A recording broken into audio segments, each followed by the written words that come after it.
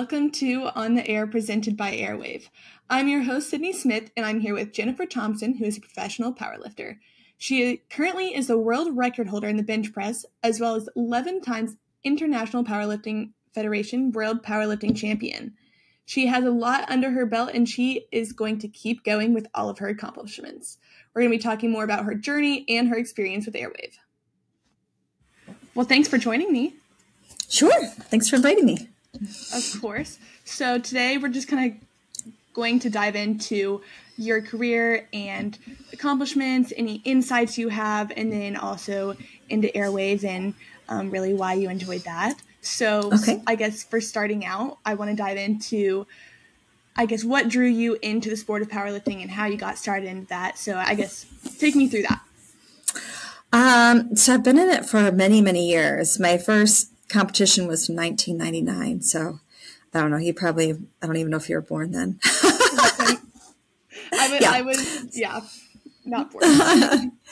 So I got into it just, I used to be a runner. Like I ran long distance with my dad. I was a cross country runner in high school. And so it was just, we were a running family. So I would run. I didn't necessarily like it, but I liked the camaraderie. I liked pushing myself. So when I got into college, I moved in with some roommates. One of my roommates brought a home gym. So at 4:00, like all these guys would come over and lift, at the home gym, and they would invite me down. I'd be like, no, I'm just going to go run my 5 miles. Thank you. But I was sort of intrigued about it, but I was a little intimidated about it. So finally I'm like, okay, I'm going to give this a try. So I went down there and they totally took me in. It was just a bunch of guys and me. And they really showed me how to lift the weights. And we had this program that we would run. And I just kind of became one of the group, which was kind of cool. And we never even, only thing options at that time were like Olympic weightlifting, which was a snatch and the clean and jerk. It's nothing like powerlifting. And I didn't know how to do it. I didn't know anyone else that knew how to do it. And then they had fitness competitions, which were like an acrobatic kind of bikini posing and then bodybuilding. And so none of those sports appealed to me at all. So I just kept lifting. I had no idea how strong I was getting. And then I married the guy that got me into weightlifting, one of my roommates. Really? And I married him. We were friends, and then we got to be more than friends. And so we got married a few years later, and we were on Muscle Beach in California. And there was a bench press competition on the beach. And so we just stopped by. I was like, well, shit, I can do that. And so we just started talking to some people, and I was like already benching like the American record, like for nothing in our gym basement. I had no idea. Yeah.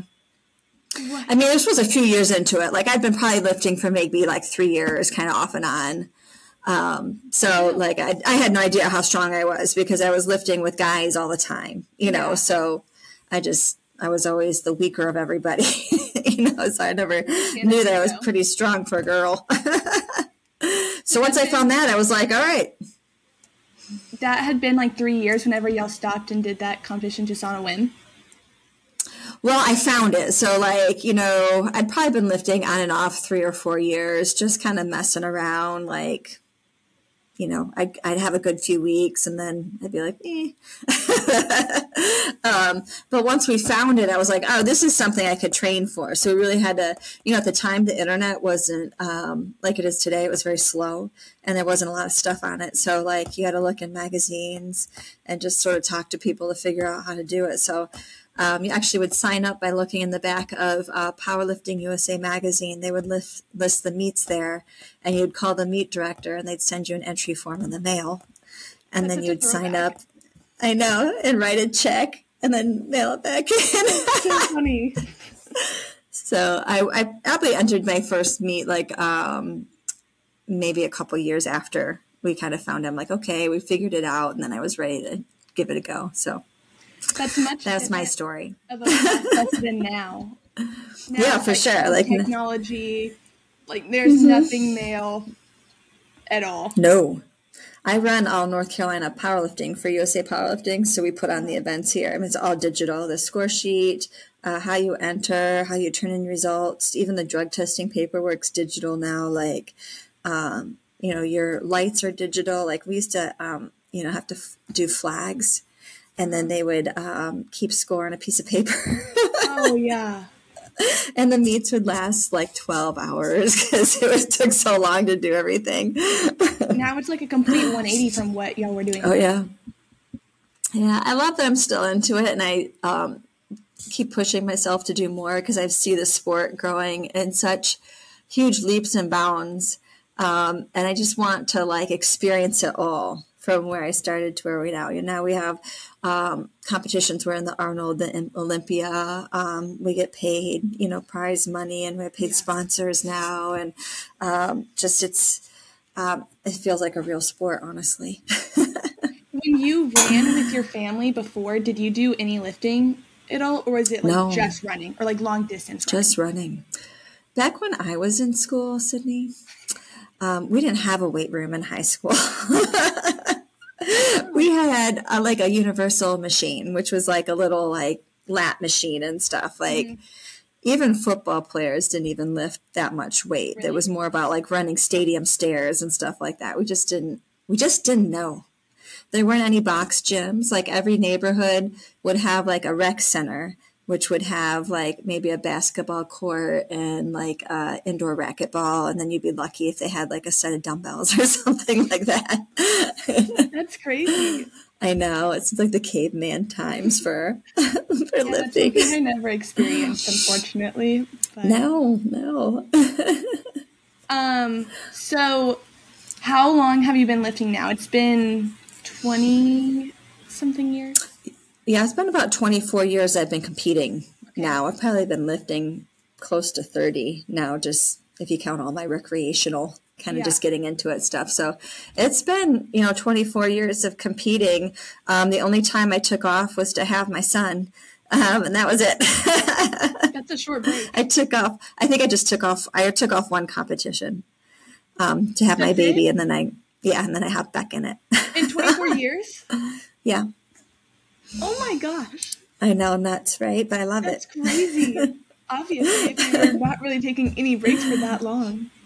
I feel like that's I think I think it's changing now. Like for women, especially like your age, we used to think, and this sounds very old fashioned, but once women hit collegiate years, they kind of fell off as far as competing in weight training sports. You got married, you had kids, and that was it. But now we know that you can do it all. And so, other than having a baby, you don't really need a huge gap, or you don't have to give it up because, dads are more involved or partners or whatever. It's more of a co-parenting thing now. So, I think it's much different now. You see women staying in it much longer now because we know we can. As someone who's been in the sport for so long, what keeps you going year after year? I love the training part. Like I like to train. Like when, we train in my home gym here, and all my friends show up at 4:00 and we have a great time as we're lifting weights and pushing each other. And you can, complain about what's bothering you about your day, or, things you saw on social media, or the only rule is no politics. That stays out of the gym. But I just enjoy it, and I love each time doing something better than I did last time. So I love pushing myself and seeing, I don't know what my ceiling is because I keep getting better and better even at my age. So I'd like to not set limits. How about that? And I like to see, and I like to switch things up. Like my training varies all the time. Like I get bored with it. So I'm constantly changing up my rep scheme, the accessories that I'm doing. I'm always keeping it fresh and new and trying to be kind of on the cutting edge of things. And I just find that challenging and fun. I'm curious. So obviously you've been in the sport a lot longer than most people have. But even when people are more seasoned, they're getting older, why do you think you're able to progress still when you've already been in the sport for so long and you're not in like your 20s or something, but you're still progressing a lot? Well, I think with strength sports in particular, we can keep gaining muscle and strength for a very long time. And I think because I've been doing it so long, I have what we would call like a good base strength. Like my normal strength is pretty up there because my body's so used to doing it. I think just I've always had great form, and I've always been kind of a technician in working on my form. So I think putting yourself in the most powerful position that you can be for your body is huge. So I think I've got that pretty good. And then I think I've been really great at programming. Like I've evolved over the years, and I've created a program that works with my lifestyle really well. And it's something that I can continue to do without getting burnt out, or I've had very little, actually almost all my injuries have been on weird stuff I've done outside of the sport, water sports in particular. Yeah. I've always been a little bit of a daredevil. So, I mean, that's kind of bit me sometimes, but I just feel like, you get one chance in this life, and you got to live it till its fullest, so when opportunities come, you take them. And if it doesn't turn out so great, well, you just, work your way back. I just think it's it. With having that balance, and you're saying, so you don't get burnt out and stuff, what does that look like for you and how you implement that? Well, I think some of it helps that my whole family does it. So it's like a family thing. Both my teenage boys and my husband do it. So it's like a family deal. All the way from when they were infants, this is our home gym. And you can see it's just a little small. It's an old garage. And since they were in diapers, they've been jumping around in here and watching us work out. And now they're pretty accomplished powerlifters themselves. So I think because we've made it a family time, where we just have a great time together. It's like, some families go golfing or whatever, we lift weights.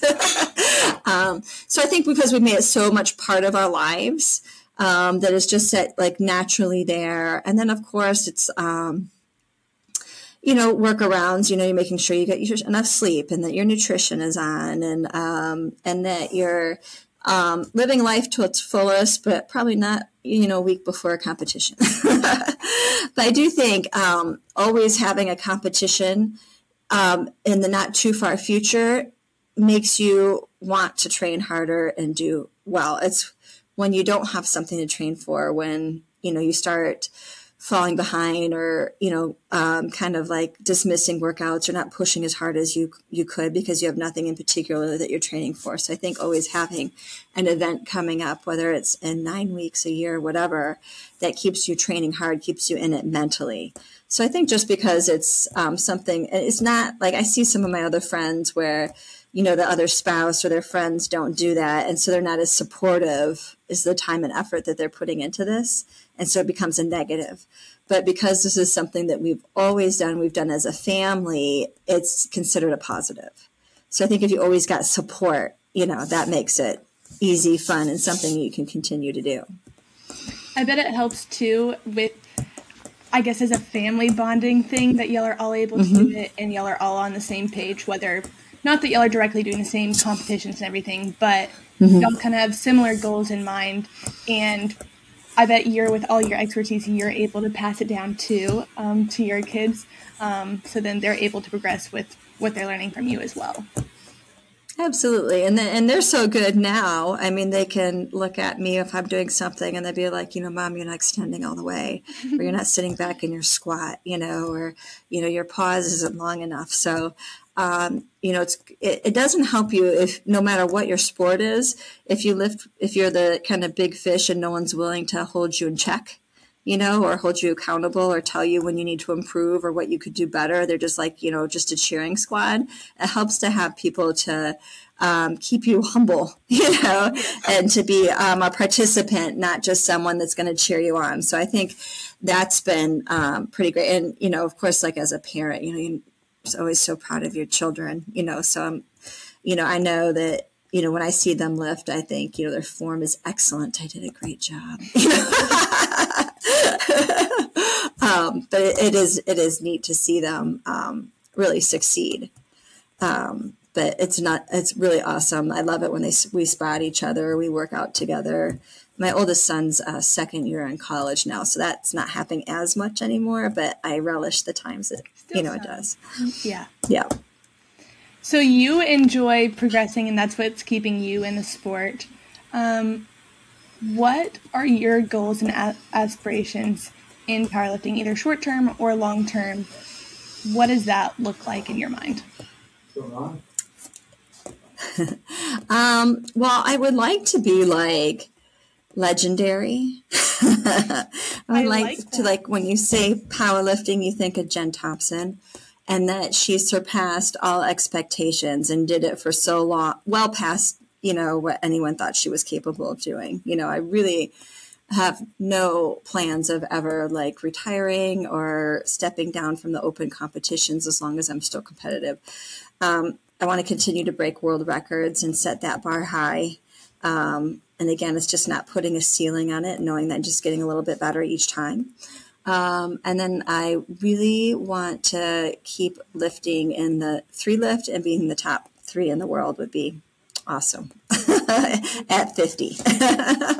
So basically you want to be a household name in the sport of powerlifting. Yeah, absolutely. Like, I want to be associated. And I also, I want to be a good role model for other women. I want them to see me and think, I can do that. If she can do that, I can do that.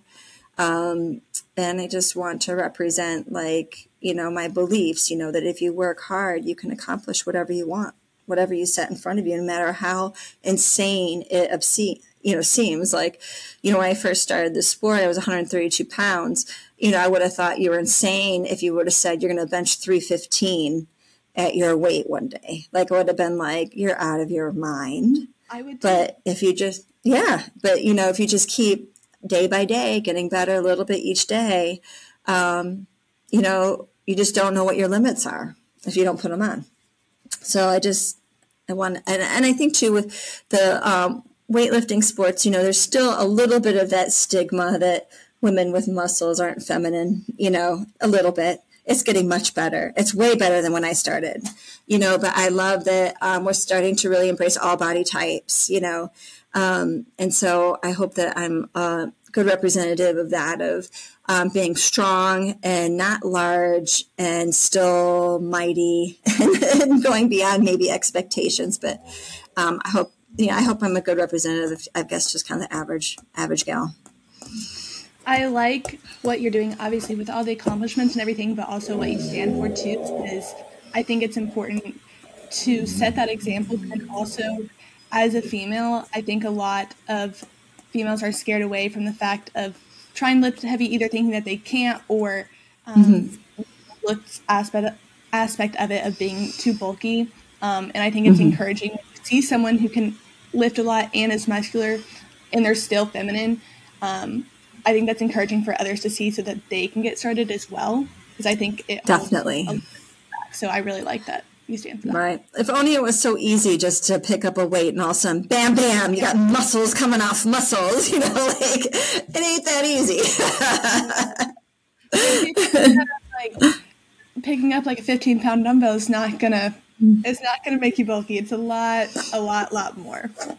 Yeah, and most of the time you have to take some artificial stuff to help in that area. So you're only going to get as big as your body allows you to get, if you're doing it all natural. So it's sort of a misplaced fear, I feel like, for some people. But I think, too, we have so many great representatives now of just different athletes that feminine athletes or female athletes that are just fit and they look great.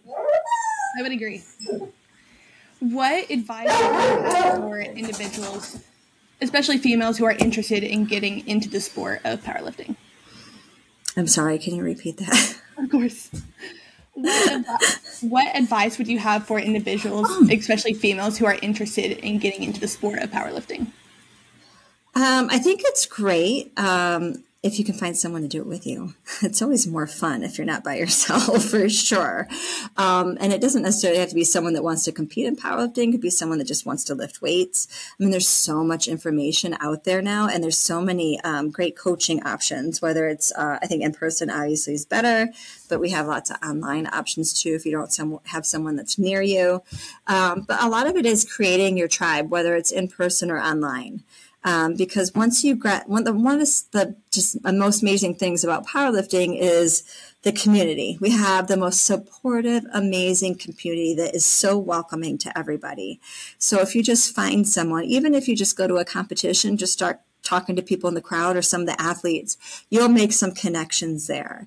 It is something like you just don't want to show up and do it. You want to kind of know what you're doing. So you want a little bit of advice, and sometimes it's just getting started. And then as you get better, you kind of up your, who you're having coaching and more specific towards powerlifting. But, having a community or a tribe around you is huge because it makes it fun for one, by yourself is not so much fun. It can be, I guess, if you're that way, but, having at least one other, when I look at who comes and works out with us, it's, it's my friend or my son's friend's dad. It's the neighbor down the street. It's the guy that owns the Chick-fil-A down the corner that all just want to work out and stay in shape. We're not working out with all world champion powerlifters here. It's just motivated people that enjoy doing it. So I think you have to make sure you don't let small things hold you back. You got to get in there and just do it, and you will love it because there is a strong connection, I feel like, between the body and the brain. So once your body starts getting strong, I feel like your brain and your self-confidence rise with that. And then, all of a sudden you're, picking up 135 pounds off the floor in a deadlift. Well, shoot. If you could do that with big plates, why couldn't you ask for this promotion at work? Or why couldn't you ask so-and-so out? Or why couldn't you start your own business? I think it's not just about weight training. It's about personal growth as well. So getting into it can lead to so many opportunities. I've seen that in a lot of people as well. Once they start getting into whatever realm of fitness that is, you can see their confidence start rising, and they'll come out of their shell a little bit more, I think, because they are getting more confident too. So it's for men or women. It really doesn't matter. I host a powerlifting club at my high school, and it's really interesting because it's not like your regular jocks or athletes that show up for powerlifting. It's the kids that want to be athletic or want to find a sport that they can fit into that they haven't found yet. They're not necessarily gifted in basketball or soccer or whatever. And you get these shy kids that show up, and within a couple of sessions, they're loving it and they're encouraging each other and they're building their own little community. And before you know it, I'm just standing in the corner while they're running things, So it's neat to see that year after year, watch these kids start. I have one girl right now, the first day, for probably the first 3 weeks, she wouldn't say one word to us. She communicated in sign language because she was so shy. Mm-hmm. She couldn't talk to us. Yes. And then just today, I got her to talk to me. Oh my gosh. And I have one of my other girls, she was failing math and she was a hypochondriac. She was out of school constantly for being sick for whatever reason. And I got her into powerlifting club, and within a couple of years, she's running it. She took second at collegiate or high school nationals, and then she got a full ride in powerlifting for collegiate. So, just the stories are endless. And I think that brings in the community too. They need the support as well, and that keeps them going. And then, like you were saying with that girl that went into college with powerlifting, it all starts with the community, the encouragement, and then the confidence boost. It's all like a ripple. It's like finding a home almost it's finding your tribe. It's finding this home that you've been looking for. And then all of a sudden it's right there. And it's for everybody. Powerlifting is the coolest thing because it's all by weight classes. And it doesn't matter if you're tall, you're short, you're skinny, you're fat, whatever. It doesn't matter. Anyone can do it. So it's a sport for everyone, which I think is just one of the coolest things. Do you have any strategies in either competing or training? I think with powerlifting, we say you can say 80 to 90% of it's all mental. and like 20 to 10% is actually doing the training. So having a mental game is huge. And that kind of comes honestly with years of experience. You start getting more confident, you know, in what you're doing and what you're capable of doing. But I think, I had a very hard time in the beginning. I was super nervous when I would compete. I would lift way less in the platform than I could in the gym, you know, just because I was so nervous. So I really had to take some time, read some books, and figure out like, all right, I got to get my head straight on this and figure out why it's such a negative for me and turning it around into a positive. And that's what I did. So a lot of it is being able to force out those negative thoughts, any thoughts of not being able to do it or any worries, and boosting yourself into that you can do it. And then having the confidence to go give it a go. And then a lot of it is if you've got that, you've got a huge advantage over your competitors. You know, if you've got a good mental game, you know, odds are, there's several competitions I know I won just because I was the stronger competitor, not just the stronger person that day. You know, you're willing to take risks, you're willing to go out and try, you're willing to push somebody where they don't think they can go. You know, a lot of times in competitions, you're lifting weights you never even touched before, trying to go for a place. So you got to be confident enough to get out there and give it a try, you know? So that's huge. You're an avid user of Airwave. Do you think using Airwave has a mental component at all for you? Absolutely. Especially like in any sport, some people are superstitious, but it's getting on your armor before you're going into battle, right? So it's a process when you're talking about being mentally ready, it's a process of getting yourself prepared to go lift that weight. So we don't just go up and pick up a weight. You know, you do your mobility exercises and you do your warm-ups. And then right before it's those steps, that cadence before you get out there and do it. So it's, you know, putting on the wrist straps or putting on the knee sleeves, throwing in the Airwave, and then you're ready. And then that point you can go perform because all of what you need to do prepare is done. And now you just have to go do it. So it's definitely been part of my mental prep. And then there's always the other scientific aspect of it is that, you know, it helps you build pressure, helps you get yourself in a correct position, something easy that you can do that helps lifting weights easier by generating more power. Besides the mental aspect of it, how are you able to see the positive impact that the Airwave mouthpiece brings to your training or at a competition? Well, I used to throw in like a mouth guard just when I'm doing like heavy singles, like only my max lifts. But when I got the Airwave, and I would only do that because it was uncomfortable. And honestly, I broke them a lot because I squeezed down so hard on these things. So I got the Airwave, and it's so easy to use and so comfortable. I started using it on all my lifts, even in my training. Like I didn't just save it for my big, you know, singles or 1 rep maxes. I started using it on my reps and even on my accessories. And I just found like it just gives me so much more pop when I have that in, and then I'm building that pressure and I'm locking myself into place. So that's been, it's had a nice positive impact on my training, honestly. You are the current world record holder in the bench press. So if you put the Airwave in, how would you see that helping you in bench, for instance? Well, in bench, it's all about position. Bench is probably one of the most technical lifts. If you're talking about squat, bench, and deadlift, there's like so many moving parts and so many things have to be perfect in order for you to lift the most weight. So by having the Airwave mouthguard in, you're building pressure, you're setting your jaw, which is setting your head position. And so that's a piece of having good form in order to create the most power and pressing the most weight possible. So for me, it's a matter of taking a huge breath, locking my jaw in, which is setting my head in the correct position, which is getting my chest up in the right spot so that I can press the most weight possible. As a power lifter, you're talking about the 3 lifts as the squat, bench, and deadlift. As the main lifts, are there any certain type of lifts or any one of those that you like to use the Airwave on as opposed to another?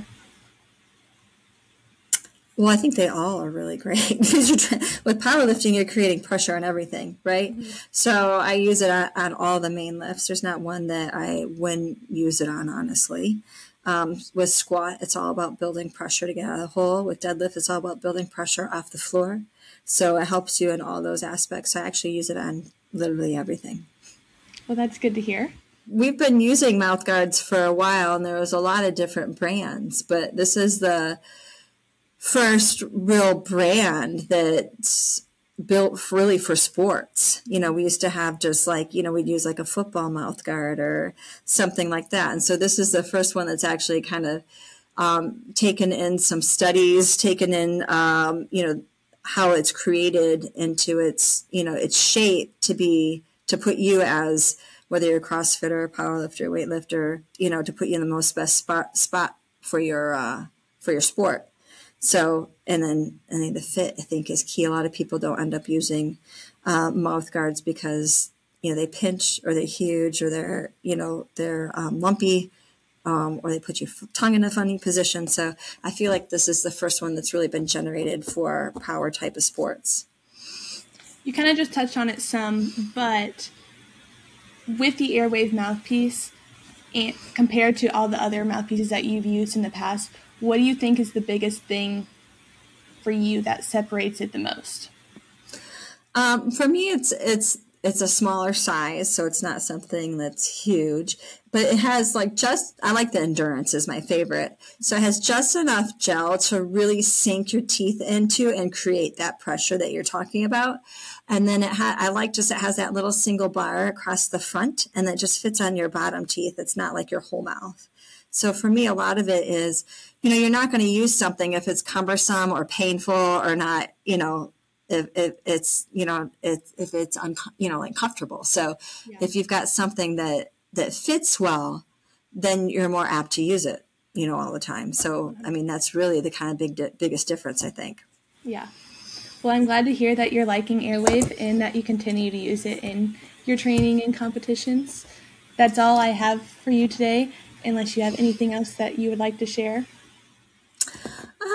No. I think we covered a lot of it, but I enjoyed talking to you today. Yes, I don't know if you're going to put socials on there, but if anyone's interested in contacting me about starting in powerlifting like we were talking about, more than welcome to message me at Jen Thompson 132 on Instagram. Also got tons of tutorials on YouTube, 132 pounds of power. Do TikTok also. So okay. I'm available if someone hears this and they're interested in finding out more about the sport or how to get in. I like to think I'm an ambassador for our sport. You know, I answer everyone, I answer all my messages, just because I love it so much. I just want everyone to get in it too and see how wonderful it is. That's so nice. I might even be reaching out. I hope someone reaches out. That's so nice. I'm going to be sending you videos of my bench press to see how I can do better. Yeah, sounds good. I did earlier this week, I PR'd my bench, and then I was like looking at your bench, and I was like, oh my gosh, it's a drastic difference. So you should be thinking, I can get there. You should be thinking, if she can do it, I can do it. I can get there. You're right. I need to reframe my mindset. But that's right. It's really all the mindset. Well, thank you, Jen. You're welcome. All right. I'll see you later. Thank you. Okay. Take care. That's all for today's episode of On the Air. Thank you all for listening, and thank you, Jen, for joining me. Be sure to stay tuned for our next episode, and don't forget to purchase your own Airwave mouthpiece if you want to break your best and unlock your full athletic potential. Drop any questions that you have about Airwave in the comments, and see you next time.